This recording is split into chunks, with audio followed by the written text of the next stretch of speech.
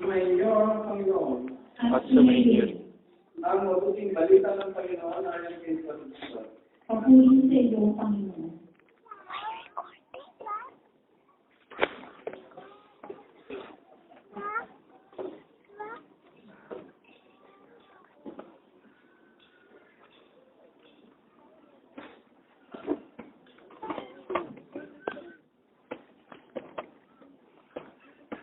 Noong panahon iyon, napuspos ng Espiritu Santo si Zacarias na ama ni Juan at nagpahayag ng ganito, purihin ang Panginoong Diyos ng Israel sapagat hilingat niya at pinalaya ang kanyang bayan at nagpadala siya sa atin ng isang makapangyarihan na kapalitan mula sa litig na kanyang lingkod. Ipinangako niya sa pamamagitan ng kanyang mga banal na propeta ng una na ililigtas niya tayo sa ating mga kaaway at sa kamay ng lahat ng napupot sa atin. Ipinangako din niya na kahahapagan ang ating mga magulang at aalalahanin ang kanyang banal na iman. Siya ang sumpang binitiwan niya sa ating amang si Abraham. Ay ililigtas tayo sa ating mga kaaway upang walang takot sa makasamba sa kanya at maging banal at matuwid sa kanyang paningin habang tayo ay nabubuhay.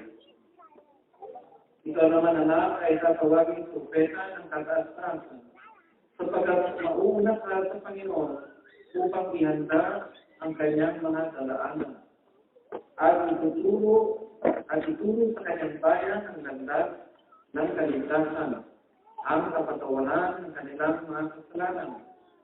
Sapagkat lumang mahabagin ang ating Diyos, magbubukang luwayway sa atin ang araw ng kaligtasan upang magbigay liwanag sa mga nasa kadiliman at nasa lilim ng kamatayan at patnubayan tayo tungo sa daan ng kapayapaan. Ang mabuting balita ng Panginoon. Pinupuri ka namin, Panginoon.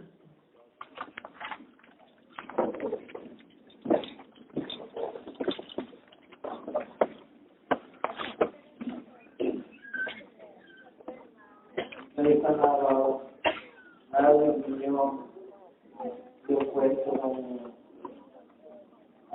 mag-asawa na nalulong sa babae ni Diyos na lalagyan. Anyway, ito yung continuation ng kwentong yun. After 1 month, nag-decide yung best friend ng babae ni Nikki na gusto niya na rin magpakasal. Kaya ang ginawa niya katulad ng kanyang best friend, pumunta rin dun sa pare at humingi ng payo. Father, meron akong problema. Katulad ng best friend ko. Ang sabi ni Father, pareho din ba ang problema? Iba naman po, yung best friend ko galing dito, yung amoy. Yung sa akin naman kung bakit ka naman? Mula pa nung bata ako, napag-iig na akong kumain ng baseball. At mula nung lumagas ko, bata ko na hinahiyar ko, yun na lang palagi ang hinihingi ko. Sa nanay ko, baseball. Sa almusal, baseball. Sa tanghali, baseball. Bariyan sa hapon, baseball. At pagdating sa bahay, fishball. Sa mga Pilipino, fishball, hindi fishball. Fishball.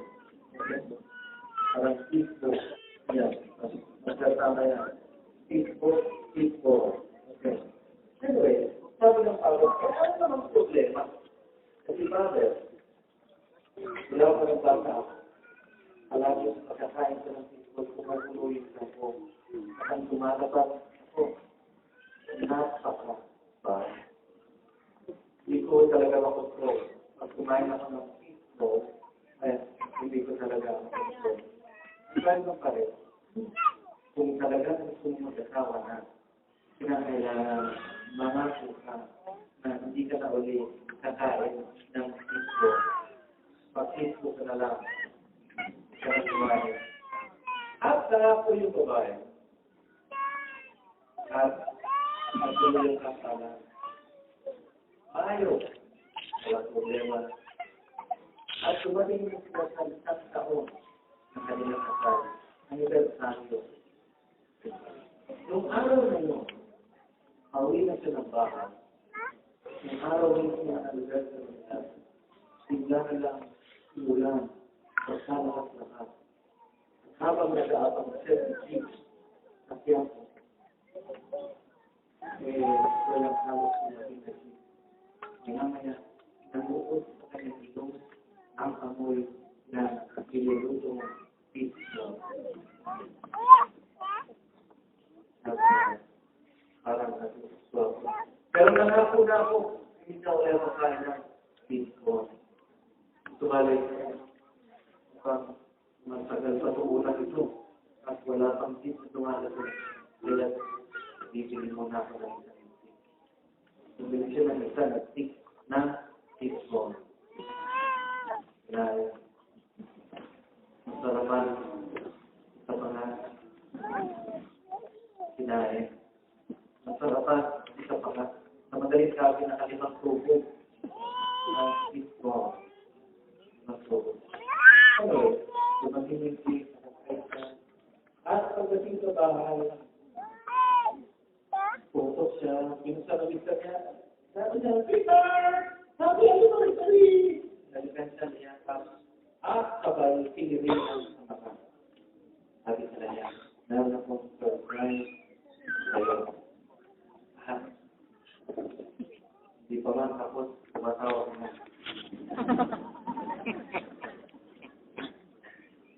Tinarap siya doon sa kanilang dining room na nakapiling at pinaupo. At sweetheart, ngayon, pag tinanggal ko ang piling, nakikita mo ang aking surprise sa'yo. Bigla na lang, bago tanggalin yung piling, nag-ring yung telepono. Kaya si Mister ay lumabas, pumunta sa sala, sinagot yung telepono. Samantala naman si Nick sa iwan, na kumukuloyin siya. At hindi niya nakikilang. Sinasabo. Hindi ko na i-demonstra yung sound effect. Kubalit yung pagkabas ay naamoy niya, sabi niya. So, pinakot niya. Ay, wala tigil yung labas eh. Anyway, madali sabi, natuloy na siguro yung paso. Ito nakama dumating yung mister. At sumigaw yung mister, surprise! At tinanggal yung piling. Pag buka niya ng piling, nandun lahat ng kapitbahay at kamag-anak nila. Lahat nakahawak sa ilong na.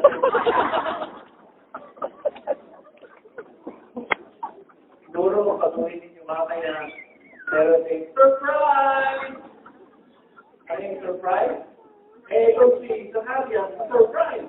Ang sandalo-dalo ni Elizabeth, kapag-sikat ng anak ka.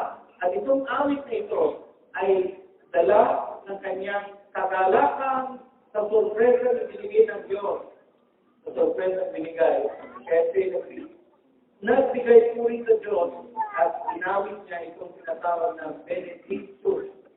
Ito po yung Benedictus or the article of Zechariah. Benedictus. Itong Benedictus na ito ay kasama sa evening prayer or the morning prayer ng official prayer ng simbahan. Araw-araw ito, pinakasalyang ng simbahan. Benedictus. Bakit? Sapagat ito yung isang pasasalamat sa sorpresa dumating sa buhay niya at ni Elizabeth. Ano yung sorpresa nito? Pinagkaroon ng anak. Pero yung sorpresa ay hindi na masyadong naging sorpresa sapagkat nagkaroon ng pangako. Pangako, Diyos, pinigyan siya ng anak. Pangako ang Diyos. Nagigit tayo rin pag nakakaroon ng pangako, natutuwa tayo. Natutuwa ka, diba? Pag may nangangako tayo. Yun na lang sa kasal eh. Sa kasal, ayun na mayroon naman kinasal. At nakakatuwang tignan yung mag-asawa pag nangangako na sa isa't isa. Palagi ko sinasabi yan sa mga mag-asawa. Kapag kayo nangangako, maghawakan kayo ng kamay at magtitigan. Okay? Kasi kalimitan, natatakot ang lalaki tumingin sa babae at natatakot din ang babae tumingin sa lalaki. Kalimitan, tumitingin ang lalaki sa ceiling, sa simbahan, ganyan. At yung babae na tingin sa tile. Bago yung tile. Tingtap. Pwede magsalamit. Kalimitan gano'n. Pero ang pangako, pangako. For better, for worse, for richer, for poorer, in sickness and in health. Until death was part. Bakit kasi tingin sa bubong? Until death was part. Until death was part. Nangangako ka eh. At pag isang tao nangako sa iyo, you feel good about that. Nangangako siya, habang buhay, makakasama mo siya. Matindi yun. Matindi yun. Yung pangako yun. Until death, nangangako ako sa iyo. Ay, minsan lang may mga talagang takot magtitigan sa mga pinakita. Dahil akong ginawa minsan titigan lalaki sa babae. Yung babae lang ang titigan natin. Hindi rin yun. Lagi ko nag-away yun sa reception. Kaya, ito yung pangako na ibinibigay natin. Kaya ngayon, siguro magandang alalahanin, yung pangako dinitiwan mo. Okay? Nangako ka eh. Nangako ka dun sa mga mahal ng buhay na iniwan ng Pilipinas. Sweetheart, pupunta ako sa Dubai. Magsama pa lang para buhayin kayo ng aking mga anak. Nangako ka eh. And your family fell through that time.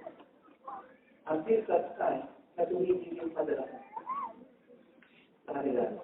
Sa magkasama ko siguro ng iba. Na recipient ng iyong sweldo. Parang SSS. So, pinalitan mo ngayon. So, ano nangyari? Sa mga tao mo sa bahay, sumama yung loob. Sumama yung loob, siyempre. Pag hindi mo tupad yung pangako, gano'n. Mas sama talaga loob. It's the same sa opisina. Sila nakuha na na ito ay gagawing manager. Balik, magpungaw na. Iboy ka pa rin. Siyempre, nakalaw mo. So, nalakoy ko na uumentuhan ka kapag ang sweldo mo ay hindi bagay sa'yo na kailangan mas mag-asma. Umabangat lang ng 1,200 a month at sa sinigil mo. Next year, ipataas mo 1,200. So, dumating in January, pinupad yung pangako. 1,250.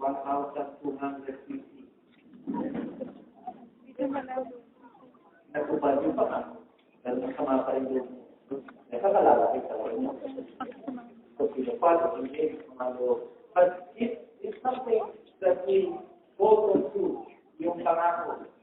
At nangako ang Diyos na siya'y magiging tapat sa iyo. Umasa ka na ang Diyos ay magiging tapat sa iyo. Nangangako tayo sa Diyos eh. Tayo magiging tapat sa Kanya, na tayo binyagan, tayo nangako sa Kanya, na tayo magiging tapat. But in the course of our life, sa ating pangaraw-araw na buhay tayo ay naging hindi tapat. But the Lord remains to be faithful. Ayan ang kagandahan. Masama ka man, mabuti ka man, gumawa ka ng pangit, gumawa ka ng mga kahuman-dumal, ng mga bagay na nakasira ng kapwa. The Lord will be faithful to you. So, it is not hopeless. May iba kasi nawawalan ng pag-asa. Ako na po para ng pinakamasamang tao dito sa Dubai. Sa mga ginawa ko ng mga karumay-duman at kahintik-hintik na mga kasalanan. Sabi ko palagi, siguro meron pang pumatay. At siguro ang Diyos hindi pa nagiging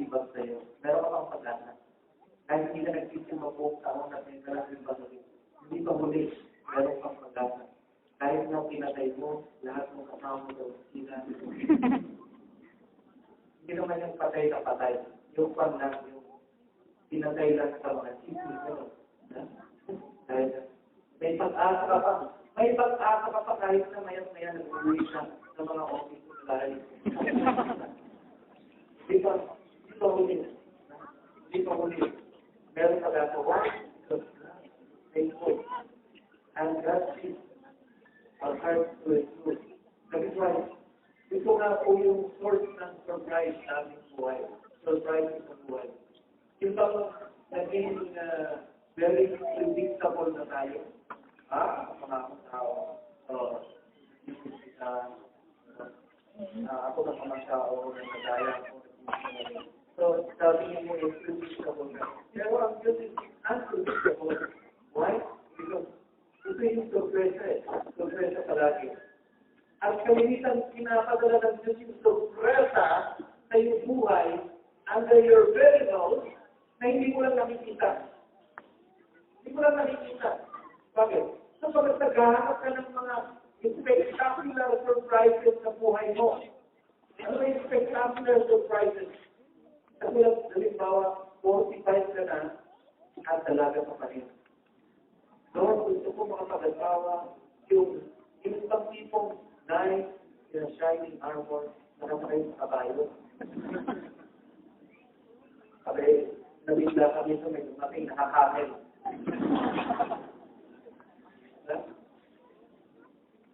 Eh, hindi mo alam yung katabi mo sa opisina, matagal na sa iklas na yun. At pinata pa. Hindi na nga Pinoy. Kailangan mo muna, maglahi. Pero nandun na yan. Under your very nose. That's just waiting for surprise. Nananaginip ka pa. Gusto mo kasi yung Maginoo. Ayaw ko ng pastor. Gusto ko yung Mr. Suave. Ayaw ko ng bigote. Eh, nandiyan na yan. Hindi naman sa itsura yan, di ba? Wala. Ulit natin. Ang pag-asawa hindi naman sa itsura, di ba?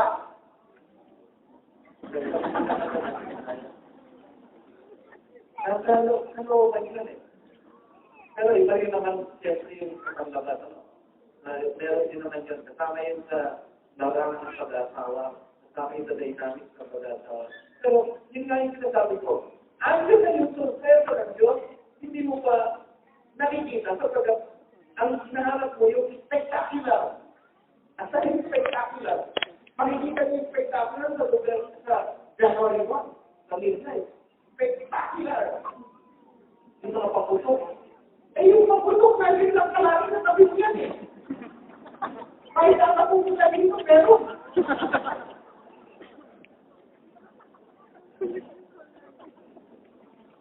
Nagas naman ako, hindi ko akalain yung paputok, ay paparang sa ninyo.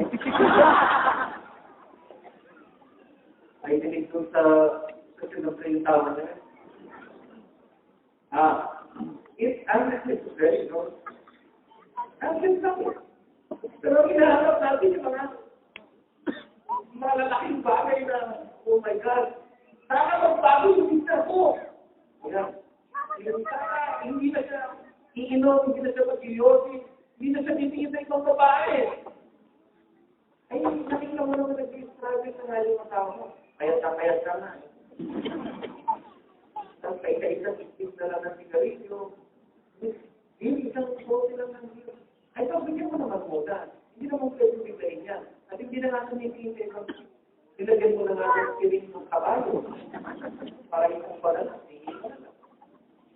ay, gusto mo yung biglaan na, nakaroon mo, bayaran mo, agad yung utang kong 50 mil sa bangko. Tapantay na lang ang nakikita mo. Nahulog na. Sabi ko, nagagal ka na.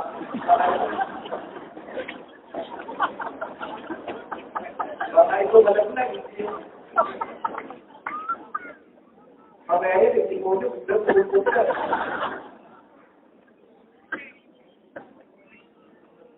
Iyo, okay ka pa ba? Meron ka pag-ilang dyan? Okay. Okay na ba? Kung pagbigyan ka lang ng budget,